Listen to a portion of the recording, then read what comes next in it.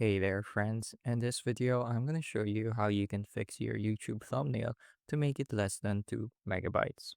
So let's say I have a video here and I want to change the thumbnail to this nature picture. You can see it says here file is bigger than 2 megabytes.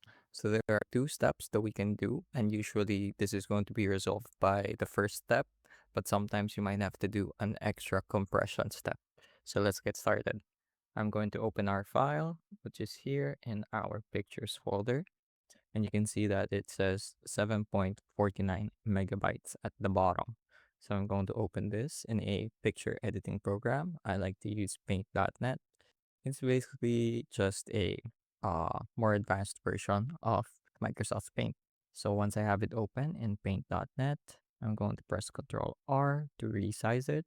I'm going to change the width to 1280 and the height to 720. Now I'm going to hit OK, and then I'm going to hit Ctrl Shift and then S. So this opens up the Save As shortcut. I'm going to name this Nature Thumbnail Resize. Gonna hit save, and I'm going to open the file in my file explorer. So as you can see here, the file size is now 1.15 megabytes. So there are some cases where you already have a resized thumbnail and it's still over the size limit. An easy fix is to just search Google for a PNG file compressor. I like to use compresspng.com, and here you can upload your file. Hit compress, and it's gonna process.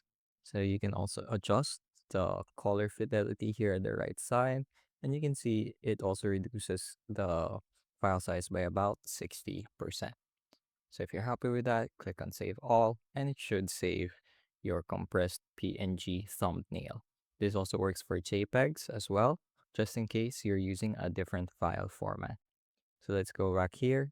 Let's try to upload our new resized thumbnail. And as you can see, there is zero issue whatsoever with uploading it. So that's how you can change or fix the YouTube thumbnail being bigger than 2 megabytes. I hope you were able to learn something new and something useful.